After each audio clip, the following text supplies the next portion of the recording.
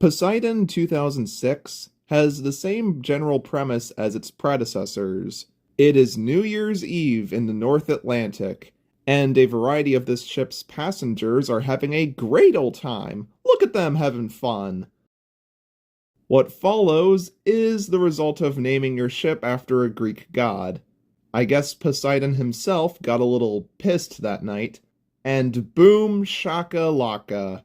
So, the race against the clock is on for our characters as they have to escape the ship by exiting through its bow thrusters, these giant tubes at the front of the ship with propellers in them, before all the water spilling into the ship is able to get to them first.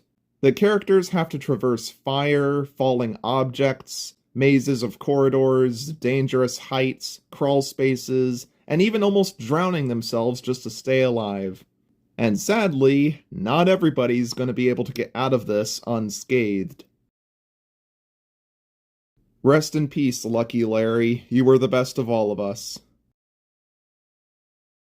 The story is ultimately very surface level, with very simple characters. I'll touch light on that in a bit. This movie was the last film to be directed by Wolfgang Petersen, a guy who really loved water, I guess. But he wasn't actually the original choice. They originally planned to have Steven Spielberg or even freaking Michael Bay to helm the project. But the wheel was eventually handed to this man here. Bro, imagine what the final product would have looked like if Bay were involved. But before I continue with the film itself, let me give you a little backstory with how I discovered it in the first place.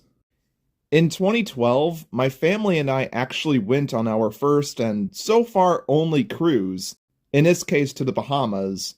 What the hell? What kind of face am I making in this picture? I wish I could say more about it, but I just played around with kids at the daycare most of the time.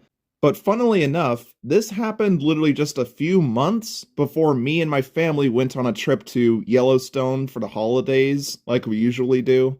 And at the cabin we stayed at, our television aired the original Poseidon adventure, which was pretty cool. And then later that night, they also aired Poseidon. And just like that, I was hooked. Eventually, I got a bootleg DVD of the film, and from there, every shot and sound effect from the film has been thoroughly burned into my brain across the next 13 years or so. Now, I can't exactly describe what makes Poseidon stand out to me so much compared to other disaster films. I can't exactly articulate why the average run-of-the-mill CGI spectacle doesn't hold a candle to it. But one contributing factor is undoubtedly the ship itself, the Poseidon.